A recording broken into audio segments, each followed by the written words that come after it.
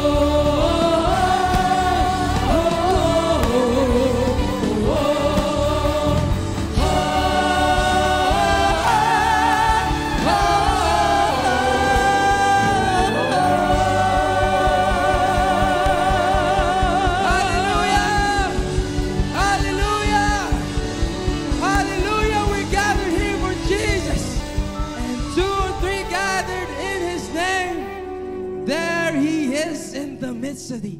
Do you believe that God is with us? Gapati bala kamo ang aton Ginoo nga Trinity, Amay, Anak, Espiritu Santo. Ang Espiritu Santo isa kay Ginoong Isus kay sa Amay sa langit. Ari diri subong sa aton. Pati ina sa bugos mo nga panguna-una kag tagipusoon. Kay amo ina ang nakasulat sa aton balaan nga Biblia. Kag amo na ang hambal mismo sa aton Ginoong Dios. Ngang kung kita magatipon sa iya ngalan, ara siya sa aton tunga. Ina kamatuoran, ina promesa sang aton Ginoo nga hindi kag wala gid nagabutik. Gani pila sa aton diri subong kapoy, may ginang masakit, pero ari diri gihapon tandaan ta nga ang tutuod nga pahuway. At times, yes, the Lord gusto niya magpahuway kita, maghigda, mag-inom bulong, mag-inom tubig, kung ano nga pahuway physically. Pero hindi ta pagkalimtan nga kung kita ginakapoy ang Ginoong Hesus ang aton kusog sa gihapon. Kag kung kita may ginabat sa kabalatian, ang Ginoong Hesus ang nagaayo sa aton sa gihapon. Halin sang una, subong kag kung san o tuptop san o padaas ta sa katapusan. Hallelujah. Pagadayawon ta pagid ang aton Ginoong Dios kag dumdumon ta ang ginobra niya sa krus. Hallelujah.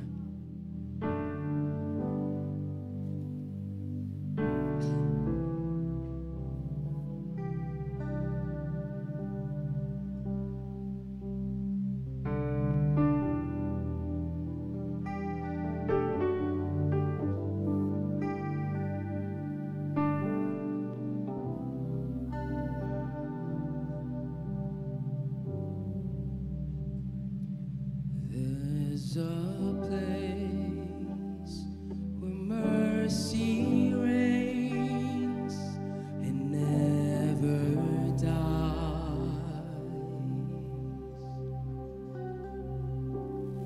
There's a place where streams of grace flow deep and wide.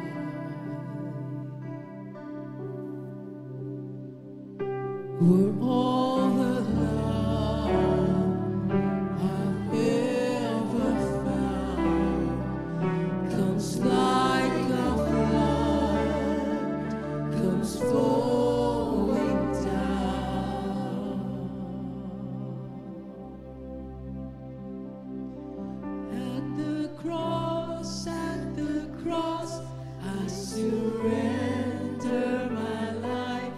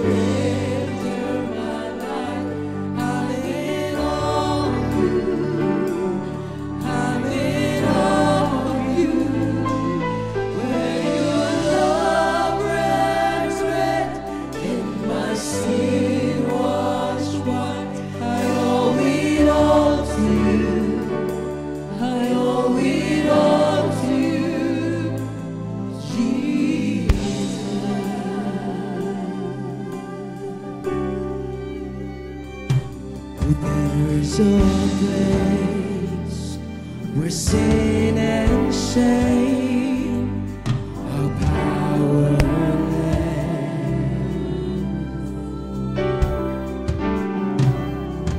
where my heart has peace with God and forgiveness,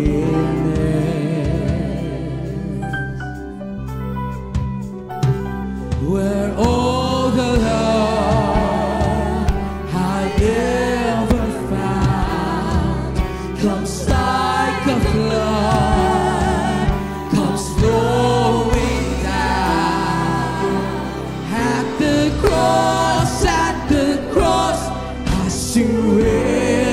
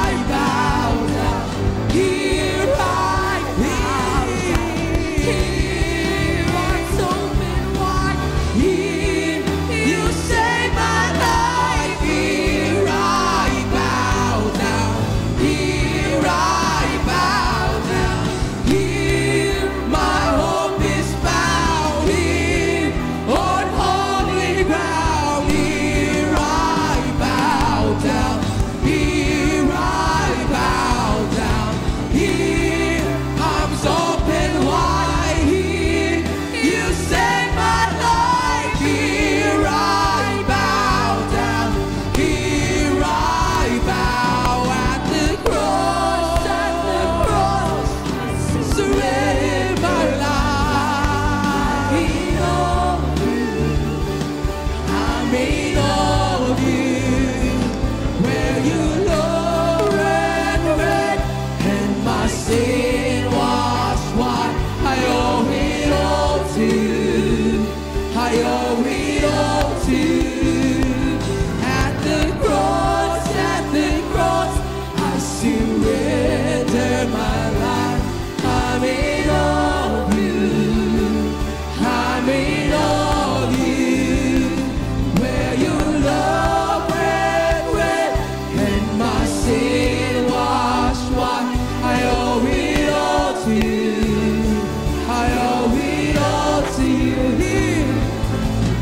Here, my hope is found. Here, on holy ground. Here I bow down. Here I bow down. Here, arms open wide. Here, you save my life. Here I bow down.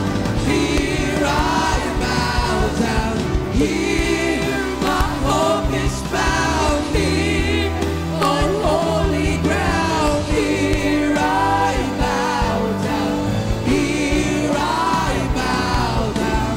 Here, arms open wide. Here, you set my life. Here I bow down. Here I bow. At the cross, I surrender my life. I'm in all of you. I'm in all of you. Where your love red, red, and my sin washed white. I owe it all to you. I owe it all to you. At the cross, I surrender my life. I'm in all of you. I'm in all of you. Where your love red, red, and my sin washed white. I owe it all to you. Let the instruments worship. I owe it all to you.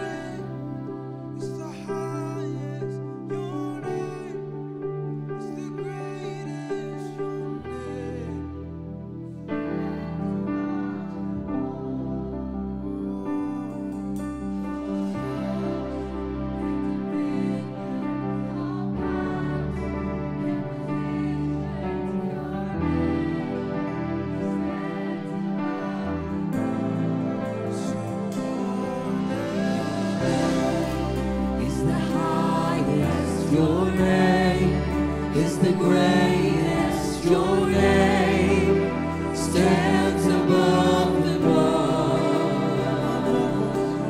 All thrones and dominions, all powers and positions. Your name stands above them all.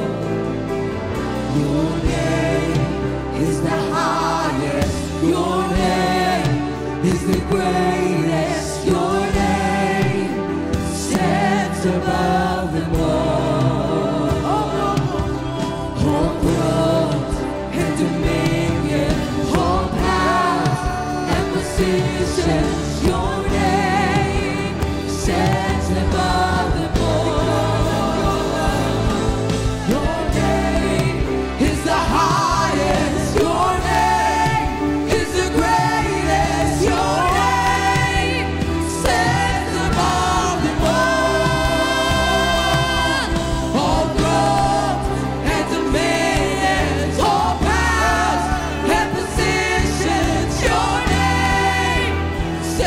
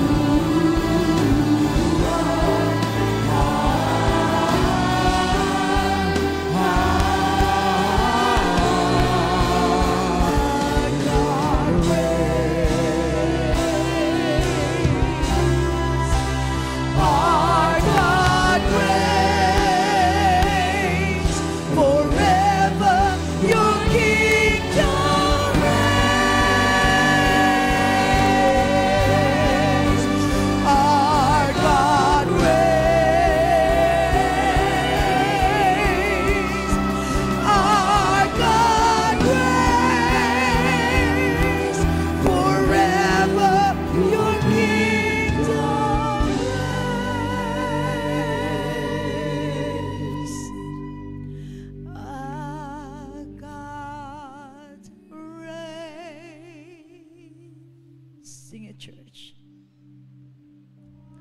Our God reigns forever. Your kingdom reigns.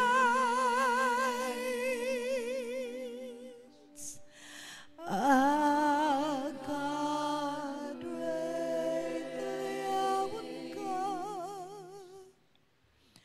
Our God reigns forever. Your kingdom reigns.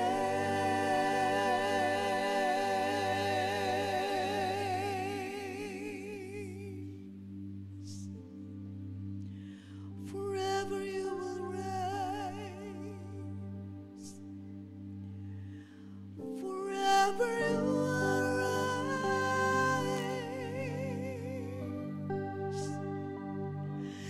Dalayawan ka, O Diyos. Dalayawan ka. Dalayawan ka. Simbahon ang ngalan mo, Diyos. Hallelujah.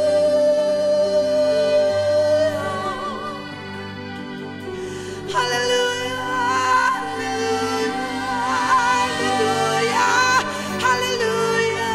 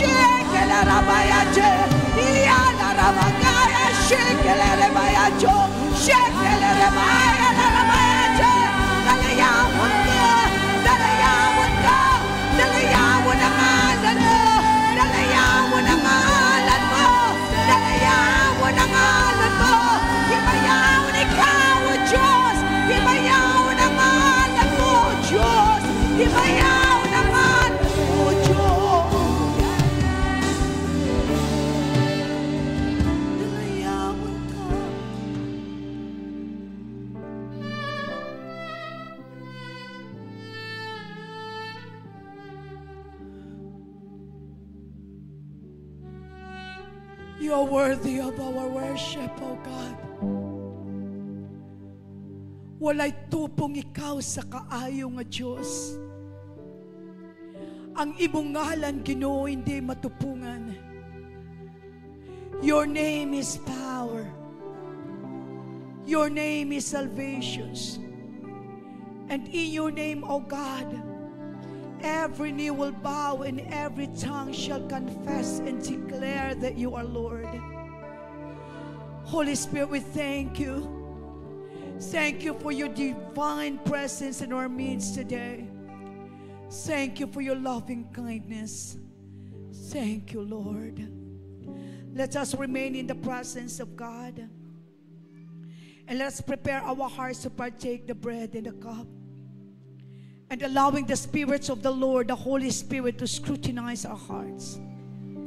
Kung may mga nahimo kita nga butang, hindi kalamutan sa tubangan sa ngaton Diyos, magapangayo kita sang pagpatawad. Ang pulong sa Ginoo nagasiling 1 John 1:9, if you confess your sins, I am faithful and just to forgive you and to cleanse you from all of your unrighteousness.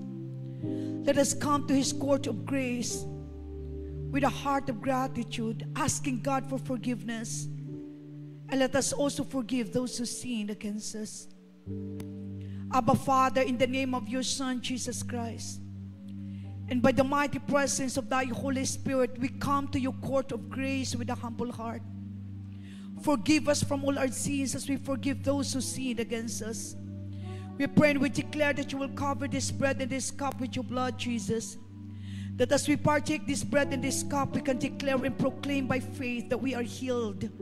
As you promised, oh God, that by your stripes we are completely healed. We are forgiven. We are a child of God. Let us lift up the bread and the cup before the presence of our God.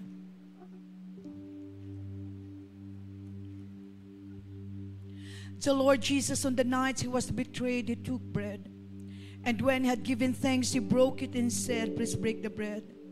This is my body which is broken for you. Do this in remembrance of me. On the same manner, after supper, he took the cup, saying, this cup is a new covenant of my blood.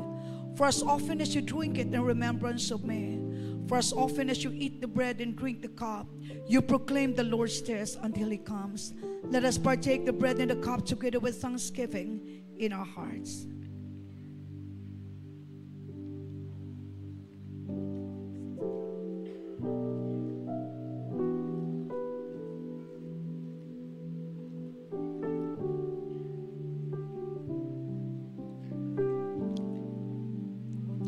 The Lord God bless you and keep you.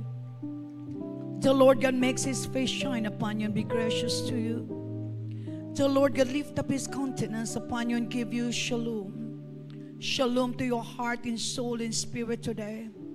And thank you, the Lord God, for the peace that passes through beyond human understanding. Bless each one of us, O Lord God. Prepare our hearts, O Lord God. And thank you, the Lord, for your word today. We bring back all the praises, the glory, honor, and adoration in the most loving name of our Lord Jesus Christ. This is our worship. All victorious people of God in this sanctuary will say, amen. Amen. Can you please sit down in the presence of the Lord? To God be all the glory. This time, people of God, let us prepare our hearts to be ministered by the word of the Lord. And may I call on Pastor Ray to introduce our guest speaker. Praise God.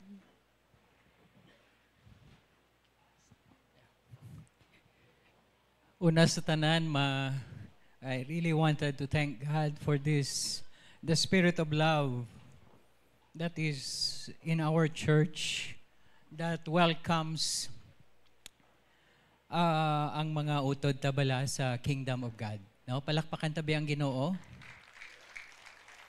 Thank you, Gid, Pastor Janet and Pastor Ruming for this opportunity. Ang aton guest subong speaker, he grew up in Ahoy. He was born in Ahoy and he grew up in Lemery, Iloilo. And then he was married to former Miss Marilu Silencino. They are blessed with 2 children. Ang duwagid nagpastorgid. And he got his bachelor in theology in CPU and master's in theology in Melbourne, Australia. Ang iyang ministry experience, 40 years na in the pastoral ministry, ang 20 dira sa local church. Kag ang the last 20 is pastoring churches, 2 churches in Hong Kong Island. Nagkit-anay kami sini, na-meet ko siya because he was my teacher in Christian doctrine. So, stricto gini siya. And ang leadership experience, aside from the local being a president of Ministerial Association, he also was the former vice president of Convention of Philippine Baptist Churches. Ang ulihiyang posisyon is the General Secretary of the Convention of Philippine Baptist Churches. Pero kanami isang nagakilalanay na kami na nakita ko gid ang heart niya, may personal ko yung impression na ang tagipusoon niya sa kingdom gid, which we are as a church. So he is the author also of 3 books, spiritual books on the Baptist theology, Baptist heritage, and distinctives. No? So without further ado, let us thank the Lord and let us welcome ang JLC Love Clap bala. No? Amen? Pastor Danilo Borlado, Pastor Dan for us, and Pastor or Tita Marilu Borlado. Welcome po.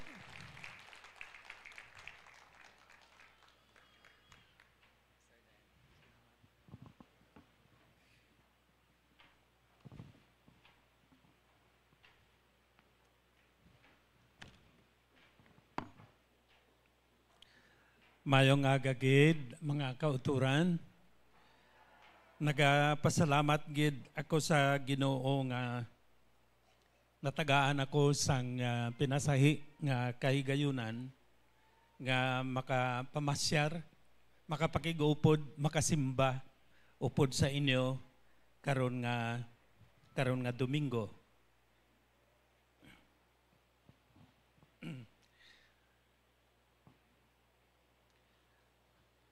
Kung kisa nagabatsyag ako sang discomfort kag uneasiness, kung ginapakilala bala ako, kay dapat ang Ginoo amo ang makilala kag amo ang mabayaw, hindi ang aton mga kaugalingon. Amen. So, madamo gid nga salamat for the invitation, Pastor Lianet. And thank you for welcoming me and sharing me your pulpit this Sunday. Pangabayon ko kamuanay nga magtindog kita sang madali lang samtang ginabasa naton ang aton nga palatukuran karon nga aga. Ginkuha naton ang aton scripture passage from the book of Isaiah, chapter 43, beginning from verse 16 down to verse 19. This is what the Lord says: He who made a way through the sea, a path through the mighty waters, who drew out the chariots and horses, the army and reinforcements together. And they lay there, never to rise again, extinguished, snuffed out like a wick. Forget the former things. Do not dwell on the past. See, I am doing a new thing. Now it springs up. Do you not perceive it? I am making a way in the wilderness and streams in the wasteland. Amoy niya ang pulong sang Diyos. May His name be praised through the interpretation of His word. Pwede na kita makapungko.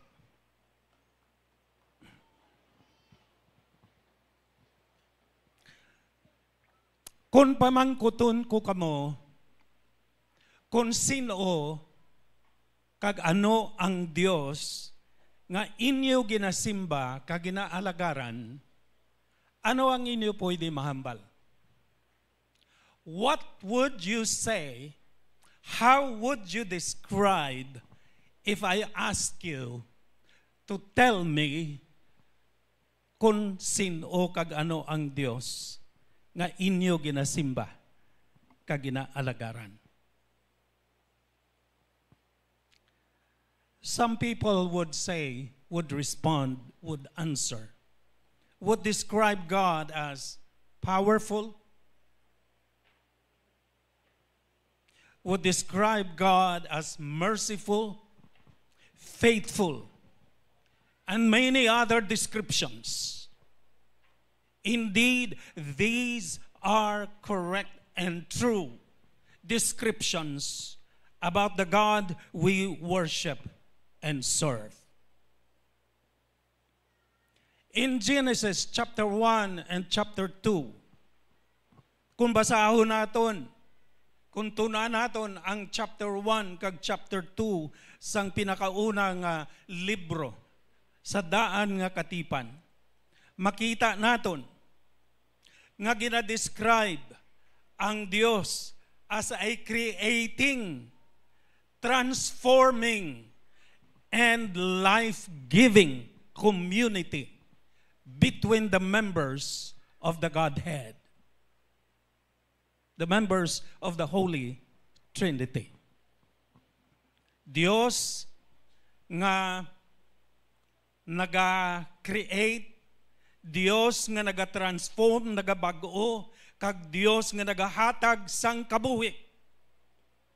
Amoy inang dagway sang Dios nga aton makita kung aton basahon ang Genesis 1 and 2. What was lifeless was given life in the book of Genesis, chapters 1 and 2.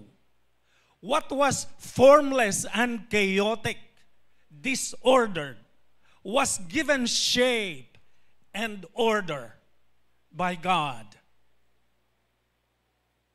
Diba? Right at the very first verse sang chapter 1 sang Genesis, everything was formless, dark, chaotic ang existence sang mga bagay-bagay, meaningless.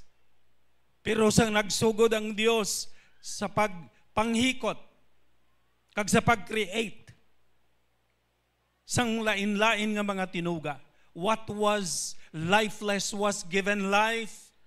What was formless and chaotic was given shape and order. Amoy na nga klase sang Dios ang makita naton at least sa Genesis 1 and 2.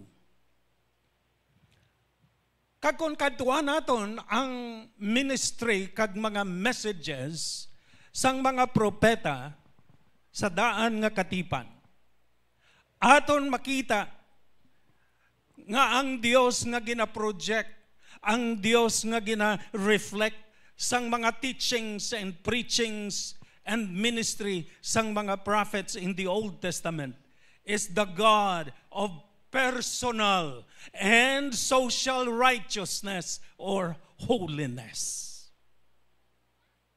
Kung aton gidtun-an, ang kaundan, ang esensya sang mga mensahe kag ministries sang lain-lain nga mga propeta in the Old Testament, we will see the God of personal and social righteousness or holiness.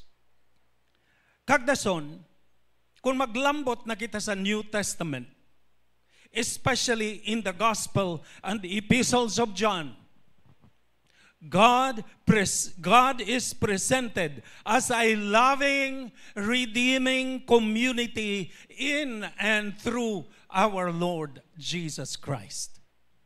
Amo inang image, amo inang reflection sang Dios that is being reflected and presented in the New Testament, particularly in the Gospel of John and in the Epistles of John.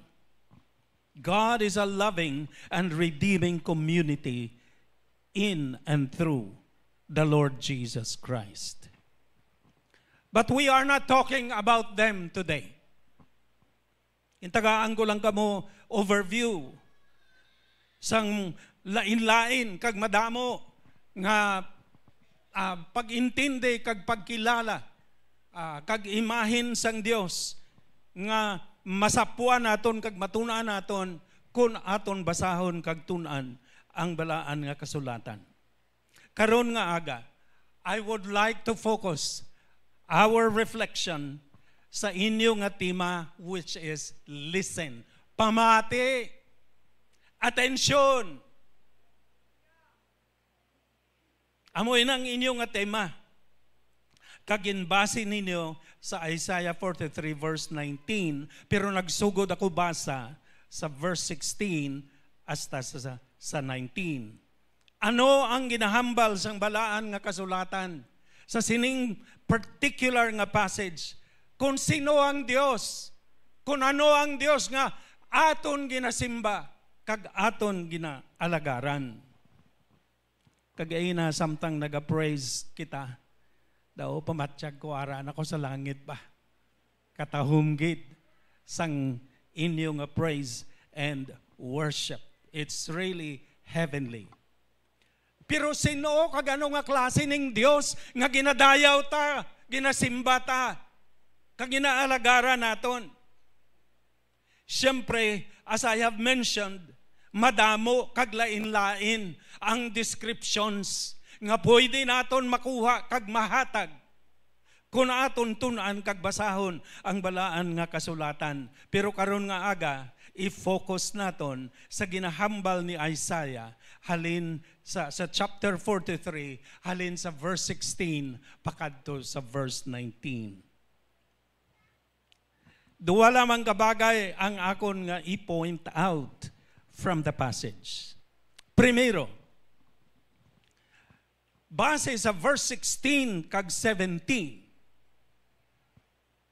makita naton mga kauturan nga ang Dios nga aton ginasimba, ining Dios nga ginadayaw naton during praise and worship segment sang aton nga panimbahon is the God of the impossible. Dios siya sang mga imposible nga mga butang kag sitwasyon. The God we worship and serve is the God of the impossible. Amo ining una nga kamatuuran nga aton masapuan, nga aton matunaan sa sining pahina sang balaan nga kasulatan kun aton basahon kag tun-an sing madalum-dalum. The God we are worshiping is the God of the impossible. Amen. Basahon naton liwat. This is what the Lord says. He who made a way through the sea, a path through the mighty waters, who drew out the chariots and horses, the army and reinforcements together, and lay there never to rise again, extinguished, snuffed out like a wick. Te, ano makita naton dira? Ano ang ginahambal sa aton? Sang verses 16 kag 17.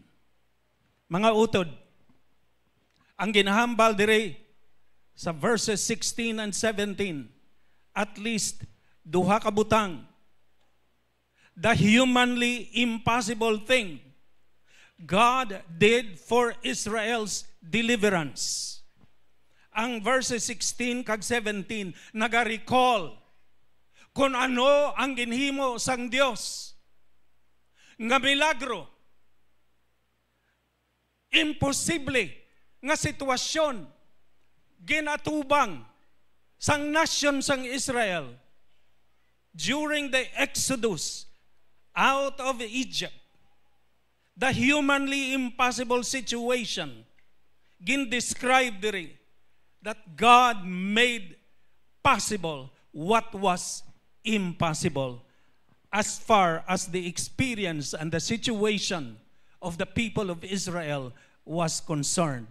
Ikadua, ang verses 16 kag 17 nagasugid sa aton that the humanly impossible thing, that God will do what was humanly impossible para i-sustain ang Israel pagbalik nila halin sa captivity from Babylon pabalik sa Jerusalem. Makita naton sa verse 19, pero balikan naton inang verse 19 karon dugay-dugay. So, naintindihan naton ang sitwasyon, ang impossible situation nga ginsugata sang Israel sang sila nagwa halin sa Ehipto. Bala nato ng istorya, no? Di ba? Nagatindog na sila sa may nagatindog na sila sa may kilid sang Red Sea. Kinahanglan nila tabukon ang Red Sea. Agod nga makahalin sila, makapalagyo sila sa tyranny, sa cruelty, sa oppression sang Egypt. But ang problema nga ginatubang nila is that hindi sila makatabok bangod kay madalom ang dagat. Waay man sila sang baruto, waay man sila sang sakayan nga pwede sakyan. So they were literally facing the impossible. Amo nang natabo sa ila. But through Moses' faithful act of striking the waters with his staff, the impossible happened. Ang mga tao ginakulbaan. Hindi nila makita ang possibility. Dead end ang ara sa una-una sang madamo nga mga katawhan. Pero bangod sang experience ni Moses sa kaayo kag katutom kag gahom sang Dios, wala siya gindulaan sang pagtuo. And so sa iya nga paghampas sang iya nga baston sa tubig, nahibaluan naton nga nag-divide ang tubig kag nakalakat sila on dry land hasta nakatabok sila sa pihak nga shore sang Red Sea. What was impossible, God made it possible. So makita naton mga utod sa experiensya diri nga particular experience, makita naton nga ang Dios nga aton ginasimba kag ginaalagaran, ang Dios ni Abraham, ni Jacob, ni Isaac, ni Joseph, kag ni Moses, is the God of the impossible. God, out of His powerful and compassionate love, made the impossible possible. So mga utod, listen. The God we worship and serve is the God of the impossible.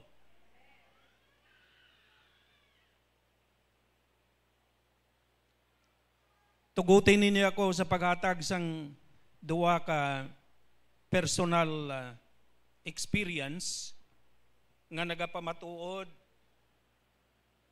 nga ang Dios nga aton ginasimba kag ginaalagaran, Dios sang imposible. Ako ang pinakaunang nangin born again Christian sa amon nga family. Diri ako na-convert, diri ako na-born again sa Iloilo City, sa CPU, sang 1975. And then after 2 years, nagabatsyag ako nga ang Ginoo nagatawag sa akon nga mangin manugwali kag manugtudlo sang iya nga pulong. And so I decided to enter the College of Theology in 1977. Ang problema, duwa ka bilog. Number 1, hindi magsugot ang akon mga ginikanan. Number 2, wala ako sang kuhaan, sang suporta para bayaran ang akon counterpart sa CPU College of Theology. My tuition scholarship, but I had to raise a certain amount agod nga mabayaran ko ang akon nga counterpart. I was facing an almost impossible situation. Paano? Ano ang akong paghahimuon? But you know what? God is the God of the impossible. Summer sang 1977, nag-enroll ako sang duwa ka summer classes, duwa ka subjects. Kag ang isa ka subjects, political science, ang akon nga maestra happened to be a wife of a pastor's kid. Gin-share ko sa iya ang akon nga decision to enter the seminary kag ang akon nga need for a counterpart. Abi ninyo ko anong sabat sang akon maestra. Siling niya, Dan, abi mo, ang amon nga pamilya has been planning to put up a scholarship at the College of Theology. Now, nga nagsugid ka sang imo desisyon kag sang imo nga need, I will tell our family nga ikaw ang himuon namon nga scholar sa College of Theology. Hallelujah. God, I was facing an impossible situation. But God is the God of the impossible. What was impossible to me, He made it possible. Amen. And then, sang dito na kami sa Hong Kong. Pagkatapos ang akon nga term sa una nga simbahan nga nagtawag sa amon dito sa Hong Kong, nag-decide kami nga magsugod sang pioneering nga simbahan among the OFWs in Hong Kong. Wala kami mother church. Ang iban nga mga Filipino churches, hayahay ang ilang nga sitwasyon. Bangon kay may mother church sila nga nagasuporta financially, may mga active, may mga facilities nga pwede nila gamiton. Pero kami, independent. Wala kami isang mother church. Wala kami isang sponsor. Ang Ginoo lang ang amon nga sponsor. Ang Ginoo lang ang amon nga ginsaligan. Natawo ini nga simbahan despite the many limitations that we faced when we started the church. Now, ka-celebrate lang sang sini nga simbahan sang 18 years anniversary. Hallelujah. God is the God of the impossible.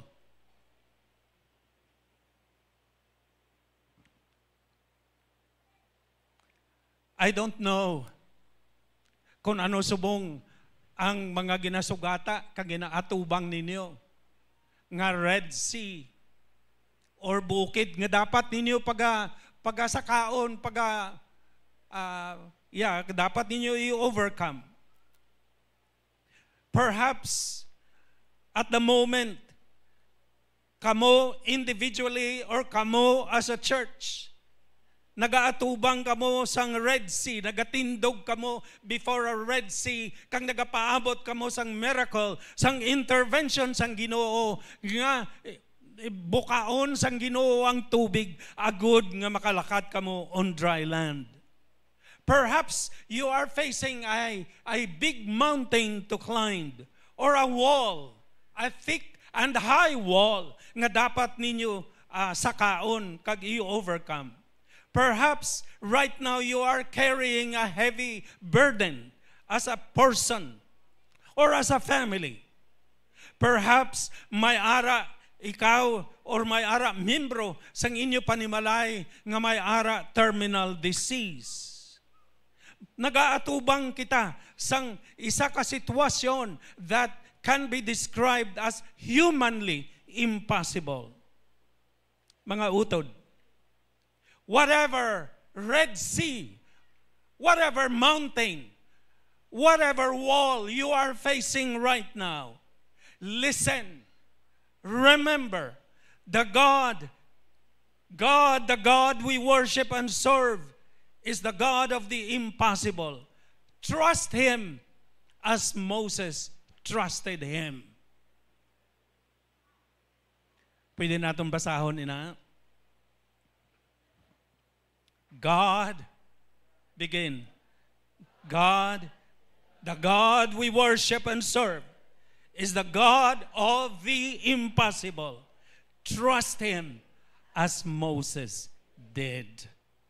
Amen. Ikadua, and this is the last insight from the passage.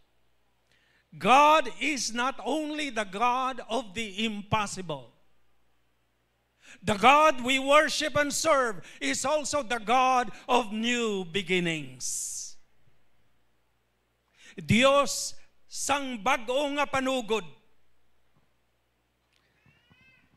Basahon naton ang verses 18 and 19. Begin, forget the former things. Do not dwell on the past. See, I am doing a new thing. Now it springs up. Do you not perceive it? I am making a way in the desert and streams in the wasteland. Wow, beautiful verse. Beautiful verse. Markahin ninyo ina sa inyong mga Bibles. Now, ano ang ginahambal sini sa aton? Well, mga utod, the message is loud and the message is clear. God, the God we worship and serve, is the God of new beginnings.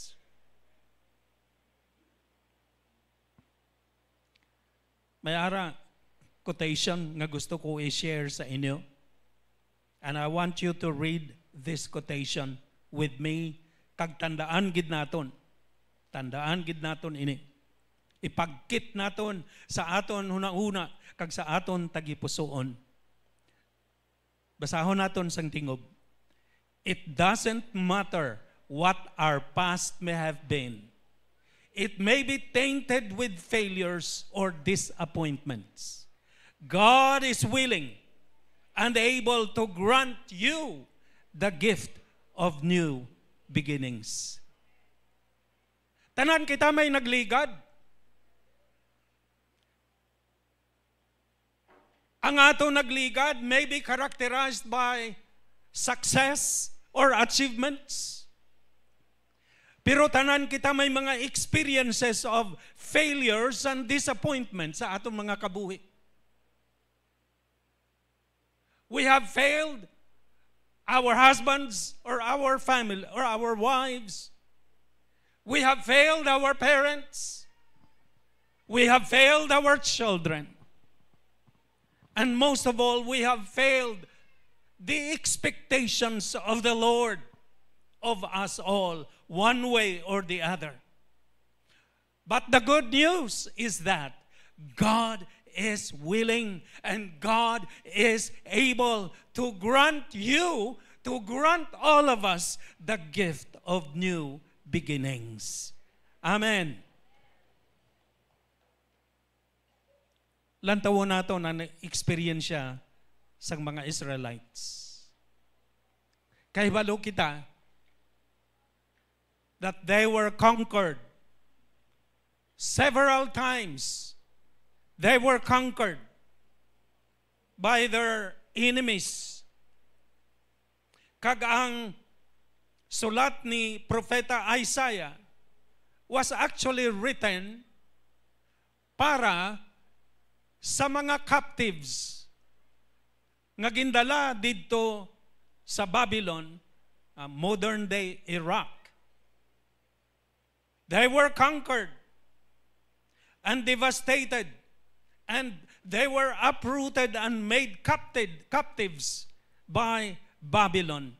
And they stayed there, living difficult lives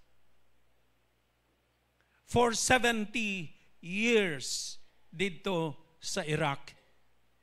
But after 70 years, God granted them the gift of new beginnings.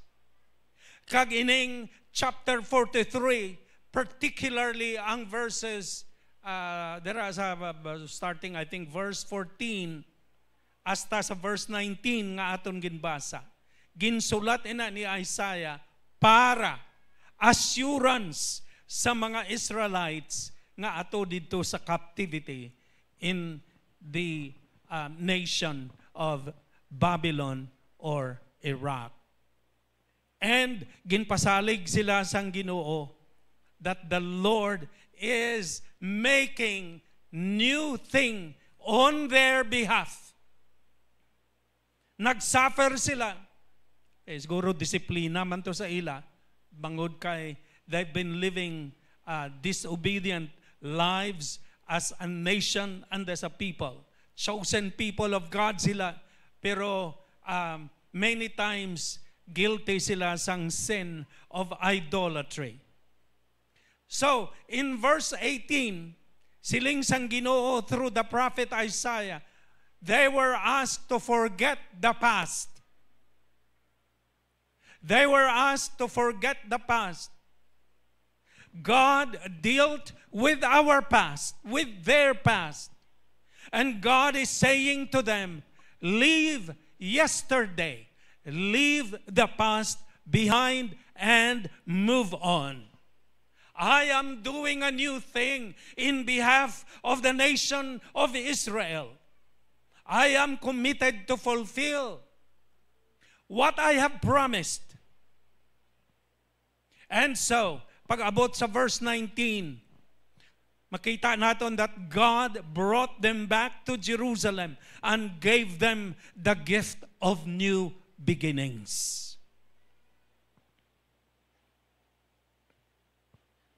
Lantawon natin ang case ni Pedro as an illustration. Kahibalo kita nga nahulog si Pedro sa kasalanan. He had fallen into sin by denying Jesus not just once but 3 times. We all know that.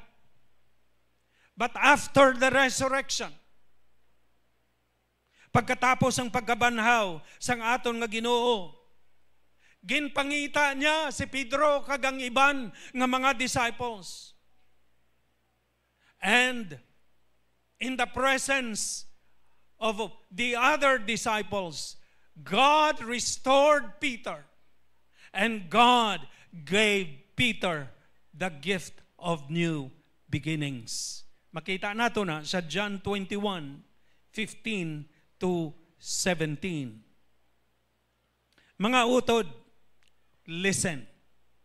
Bisan anuman ang ato nagligad, bisan kita pa ang pinaka-grabe nga kriminal, bisan kita pa ang pinaka-sugarol or pinaka-babaidor or anuman ang aton nga nagligad, kung sincero ang aton nga paghinulsol, kung sincero ang aton pagtuo kag pagsalig sa Ginoo, kaya ina sang grasya sang Dios nga baguhon.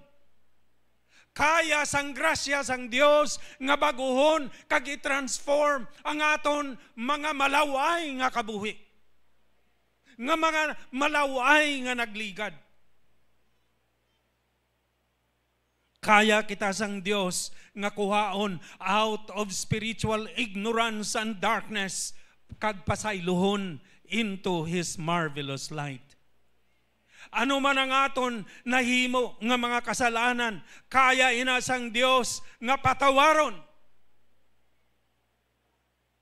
Ano man nga mga kasakit or brokenness ang aton na experiensyahan sa aton personal life, sa aton family life, or sa aton fellowship as a church, kaya inasang Dios nga paumpawan.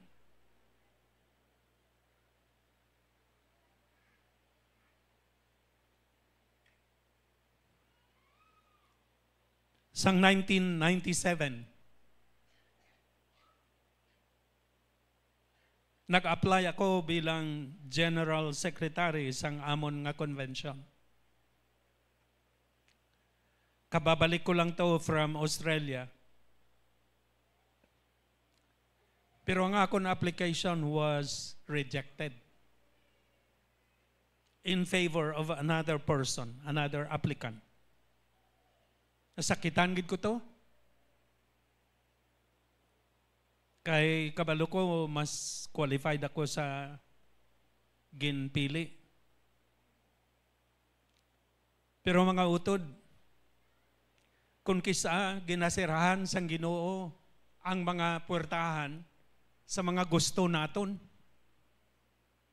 sa aton bala mga desires. Kung kisa nag-resent kita sa Ginoo, kay ginpangamuyuan ta, pero wala gin grant. Ginlodhan ta, pero wala gin sabat.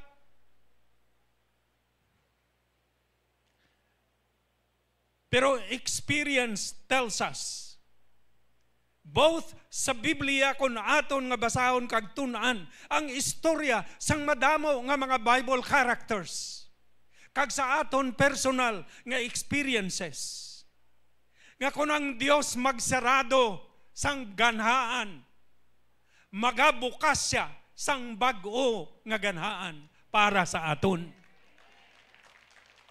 And you know what happened? That was 1997. Sang 1999, the Lord gave me an opportunity nga maka-attend sang isa ka mission conference sa Hong Kong.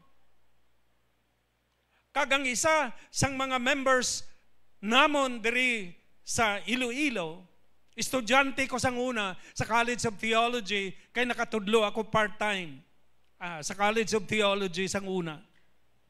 Sang nahibaluan niya, nga ara ako sa Hong Kong, nag-get in touch siya sa akon, kagin hagad niya ako, kay man Sunday break time sang conference, pwede kami kapang bisita, kung diin-diin nga mga simbahan nga gusto namon kadtuan. So siling niya nung sa Domingo, masimba kita sa mga Filipino churches nga kilala ko diri sa Hong Kong. So, bangod kay break time namon, okay, nagsugot ako, kag nagkitaay kami, kag duha kasimbahan nga Filipino congregations ang amon gigkatuan. Sa aga, sa Kowloon side, kag sa hapon, sa Hong Kong Island side. Bao, nakibot gid ako, sa Hong Kong Island, sang hapon, kadamo-damo sang mga members nga mga taga-Convention Baptist. Ato dito. So naghutik sila sa akon, sing nila pastor, manughalin ng amon pastor dire. Base gusto mo mag-apply. Siling ko ti pangamuyuan ta And then pagkatapos ang conference, nagbalik ako dire sa Pilipinas. Nung nalipat, nagani ako sadto. One time, nakabisita ako sa amon headquarters, sa office ng convention, kag ang acting general secretary naghambal sa akon, sila niya, Pastor Dan, may simbahan to sa Hong Kong, gapangita pastor, nagpadala di sila sang letter ho, apply abi, siling ko abi, dala di ang communication nila, kailan taon ko kung ano ang mga requirements. So, to make the long story short, I accomplished the requirements, kag pinadala ko email, dito sa ila sa Hong Kong, and then sa 8 kami nga candidates, ako lang isa, ang tanan sila mga Southern Baptists, kay man Southern Baptist ang affiliation sa simbahan sa Hong Kong, una naging kadtuan namon. Ako lang isa ang Convention Baptist or Northern Baptist. Pero sa 8 ka applicants or candidates, ako ang nakuha. So that's the reason why nakakadto kami sa Hong Kong. Pero ang punto mo ini mga utod, kung kisa ginasirahan sang Ginoo ang mga butang nga gusto naton kadtuan, kag gusto naton matabo, kay may plano gali nga lain ang Ginoo para sa aton nga kabuhi. Wala ko madayon as General Secretary sa convention that time. But the Lord brought me, the Lord gave me a new beginnings sa Hong Kong pa. Okay, hindi man ini pagpahambog, to God be the glory, pero ang nangin sweldo ko dito sa Hong Kong, 10 times ang sweldo ko diri sa Pilipinas. Ti abe, gani mga utod, if the Lord closes a door para sa inyo, do not resent, do not be angry sa Ginoo. Hindi kita magrebelde sa Ginoo. Submit kita sa Ginoo, kay man may bago nga beginnings nga i-offer ang Ginoo sa aton mga kabuhi. So, listen. Listen. The God we worship and serve is the God of new beginnings.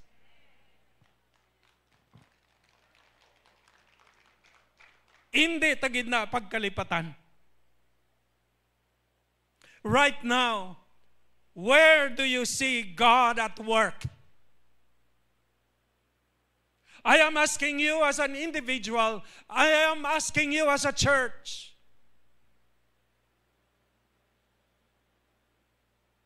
Siling dito sa verse 18, verse 19, I am doing a new thing. Now it is starting. Do you perceive it? So sa diin mo subong nakita nga nagapanghikot ang Dios.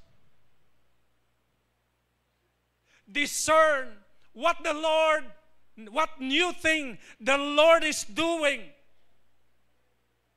And where the Lord is doing His work for the kingdom. Kagkadto ka dito kung diin siya nagapanghikot at the moment. Go there and join God where He is at work. Kung kisa sa masami ang ginahimo naton, ginaagda naton ng Dios nga mag-join sa aton. Nga i-bless niya ang mga endeavors kag mga plano nga ginahimo ta, balis ka din na.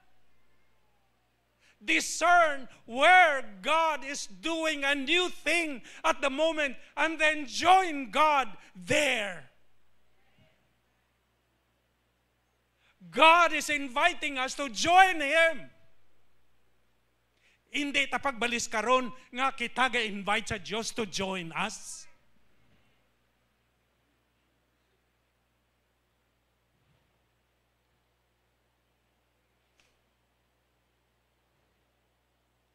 So God, the God we worship and serve, is the God of new beginnings.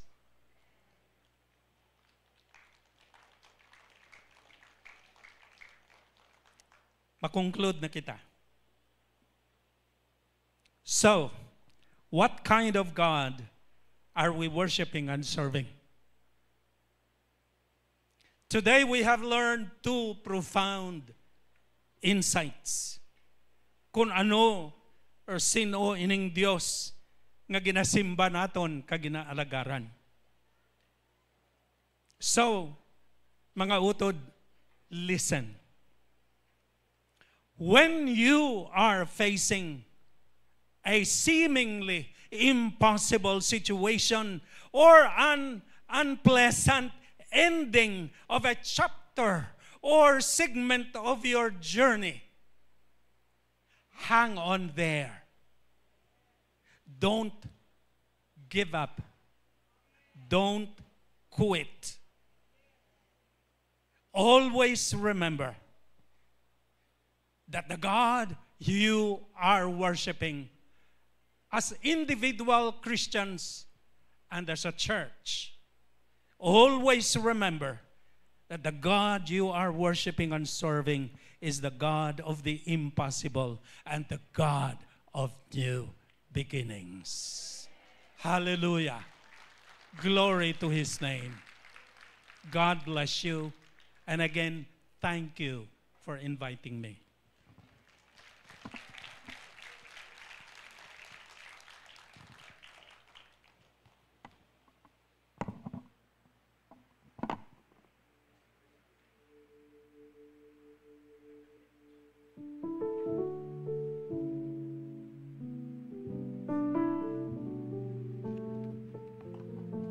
Thank you, Jesus. Thank you, Lord. Palakpakan nato ng Ginoo sa kabuhi ni Pastor Dan Burlado.